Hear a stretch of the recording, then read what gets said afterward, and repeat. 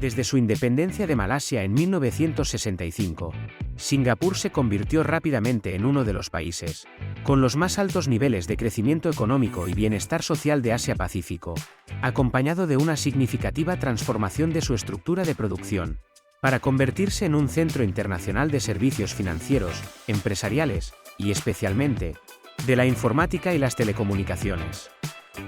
¿Cuáles son los factores que han determinado que una pequeña isla de 646 kilómetros cuadrados y casi 6 millones de habitantes, ubicada en el extremo de la península malaya, haya construido una de las economías más competitivas a nivel mundial, con pleno empleo, alto nivel de ingreso per cápita y elevadas tasas de crecimiento económico?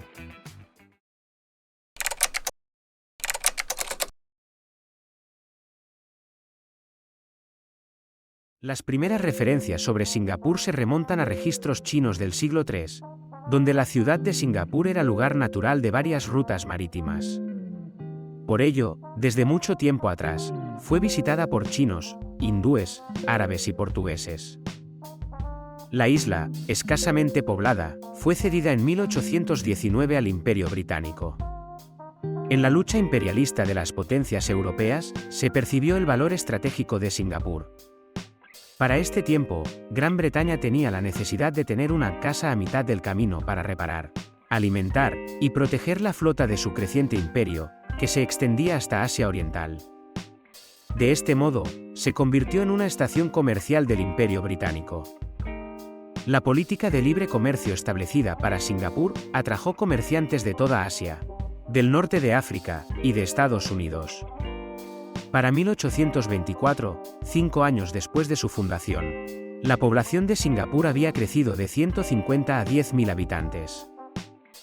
La apertura del Canal de Suez en 1869 y la llegada del telégrafo y los barcos de vapor aumentaron la importancia de Singapur como centro comercial entre el este y el oeste. A finales del siglo XIX y principios del XX, Singapur se había convertido en uno de los principales puertos mundiales para el comercio de estaño y caucho. Sin embargo, en 1942, durante la Segunda Guerra Mundial, Singapur fue invadida por Japón, lo que representó la rendición del grupo más numeroso de militares británicos de toda la historia. El primer ministro británico de la época, Winston Churchill, lo calificó como el peor desastre de la historia militar británica. Aproximadamente 80.000 soldados australianos, británicos y del Imperio Indio fueron hechos prisioneros, uniéndose a 50.000 soldados más capturados por los japoneses durante la campaña de Malasia. Al finalizar la Segunda Guerra Mundial, Singapur se encontraba en ruinas y destruida por el conflicto bélico. Sin embargo, fue recuperada por Inglaterra en septiembre de 1945. Después de una década de intranquilidad social, Singapur se separó de Inglaterra para convertirse en un estado independiente, en junio de 1959. En agosto de 1963, como producto del referéndum del año anterior, se fusionó con Malasia. Sin embargo, los desacuerdos y fricciones que pronto surgieron, y después de un año de relaciones difíciles, finalmente Singapur se convirtió de nuevo en una república independiente, en agosto de 1965.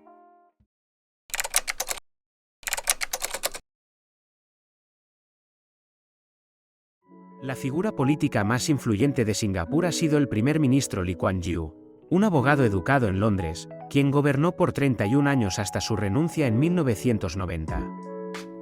Desde su independencia en 1965, Singapur experimentó un firme crecimiento económico durante su mandato, pero la política gubernamental fue criticada internacionalmente durante los años 80 y 90, por el duro tratamiento a los disidentes políticos y por su severo sistema judicial.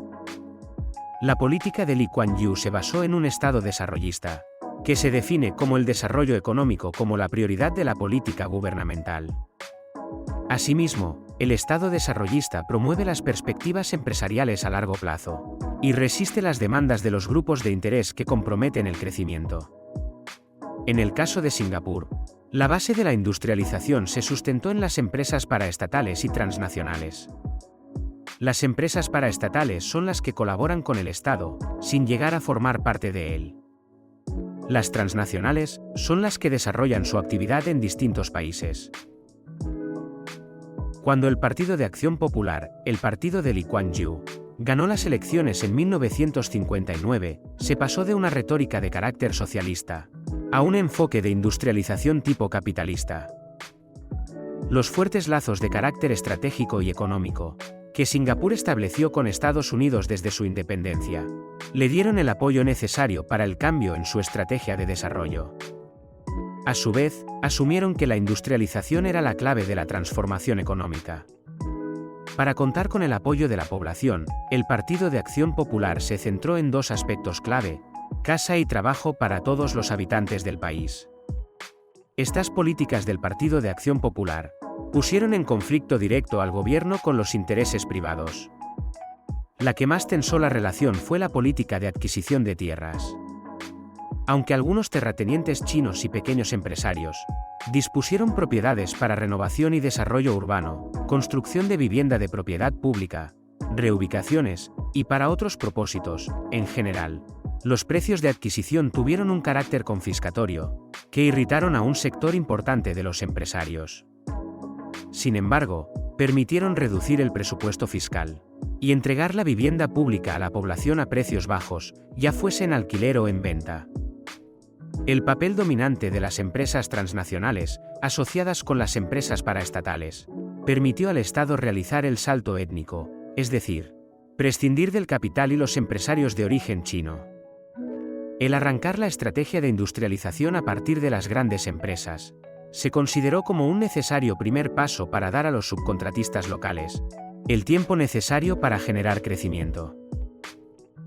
Para 1985, los cambios en la economía mundial, los avances tecnológicos y los compromisos adquiridos con organismos internacionales propiciaron una relación más directa con el sector privado.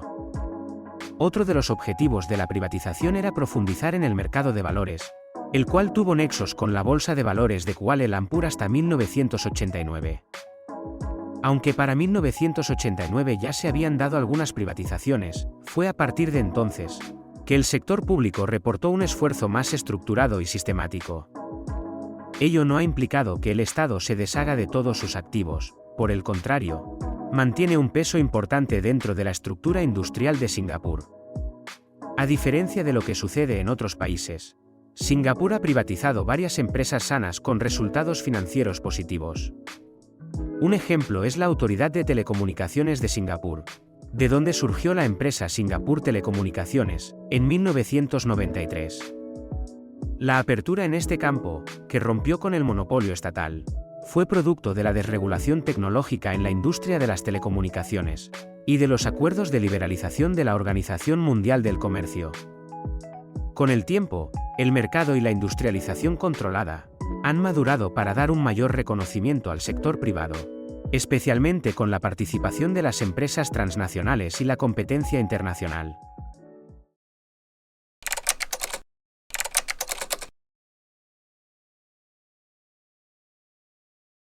La dictadura blanda en Singapur se caracteriza por un Estado vigilante e intervencionista, que rige cada aspecto de la vida y reprime la disidencia política.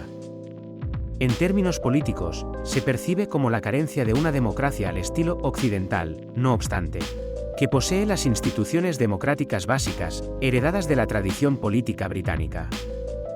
Desde esta perspectiva, las culturas asiáticas se caracterizan por una serie de valores, que incluyen la obediencia a la autoridad, una intensa lealtad a los grupos, y una sumersión de la identidad individual a la identidad colectiva, que las hacen incompatibles con la democracia y los derechos humanos.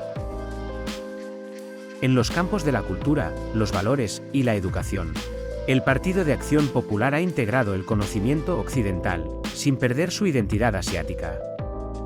Desde la independencia, ha puesto en práctica políticas con diversos grados de efectividad. Primero eliminó las escuelas chinas, y luego estimuló la educación en inglés entre los chinos. Años más tarde promovió el confucianismo, que es una política que pone el énfasis en la ética y virtud individuales, para alcanzar una sociedad y gobierno estables. Ante el fracaso de la campaña sobre la ética confuciana, a finales de los años 80, el Partido de Acción Popular desarrolló una ideología nacional con el nombre de Valores Compartidos, que de acuerdo con el Libro Blanco de 1991, son los siguientes: 1. La nación antes que la comunidad, y la sociedad por encima de uno mismo. 2. La familia es la unidad básica de la sociedad. 3. Apoyo comunitario y respeto para el individuo. 4. Consenso en lugar de conflicto. Y 5. Armonía racial y religiosa. Fue en el contexto político, social y cultural anterior que la economía de Singapur, devastada a mediados de los años 70, aislada de Malasia en 1965, y abandonada como centro de distribución y base militar, por un imperio británico en retirada en 1968, contra todas las previsiones, se estableció como el escaparate del nuevo proceso de desarrollo, construyendo una identidad nacional sobre la base de inversión internacional, atraída y protegida por una ciudad-estado desarrollista. En términos económicos, un factor determinante del desarrollo de Singapur fue la afluencia masiva de capital procedente de dos fuentes principales: la inversión extranjera directa, que representó entre 10 y 20% del Producto Nacional Bruto durante los años 60, y un incremento excepcional del ahorro nacional bruto, que alcanzó el 42% del Producto Nacional Bruto.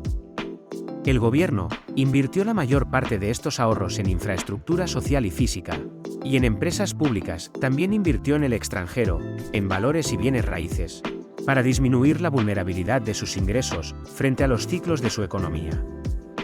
Además, aproximadamente una cuarta parte de los ingresos totales del gobierno se mantuvieron en un fondo de desarrollo gubernamental, para estabilizar la economía y financiar gastos estratégicos. Esta reserva proporcionó al gobierno un importante instrumento para asegurar la estabilidad monetaria y controlar la inflación.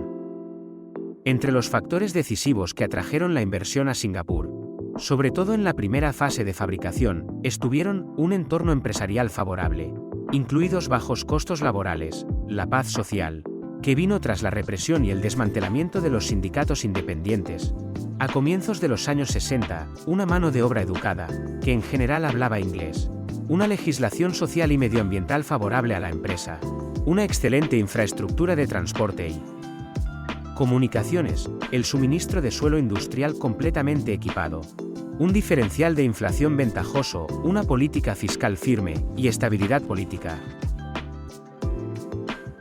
La economía de Singapur pasó de la manufactura poco cualificada a productos y procesos avanzados de fabricación, y de una economía dominada por el comercio marítimo y la refinación de petróleo, a una estructura industrial altamente diversificada, que comprendía maquinaria, electrónica, equipo de transporte, servicios de producción y finanzas internacionales.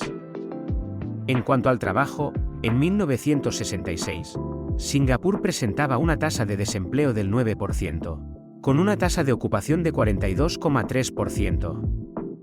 Para 1983, el desempleo había descendido al 3%, con una ocupación del 63%, principalmente por la incorporación masiva de las mujeres al mercado de trabajo. La educación de los trabajadores mejoró de forma sustancial, con inglés obligatorio en las escuelas y expansión en la formación profesional. Se limitó rigurosamente la inmigración, para evitar la implantación de actividades de bajos salarios, y privilegiar a los ciudadanos de Singapur. También se reprimió duramente la inmigración indocumentada. La riqueza generada por el país se distribuyó eficientemente entre la clase trabajadora. Así, al 87% de la población se le proporcionó vivienda pública cada vez de mejor calidad. Además, los servicios de asistencia médica, muy subvencionados, la educación pública y el transporte colectivo, combinados con unos salarios reales en ascenso, y la disminución de la desigualdad en la renta, mejoraron de forma espectacular las condiciones de vida de toda la población. En los años 90, Singapur alcanzó una renta per cápita superior a la de Gran Bretaña.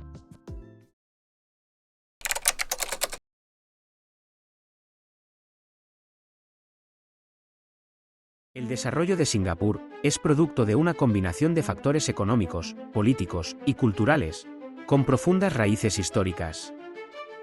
En Singapur se combina un Estado altamente intervencionista, con una economía abierta.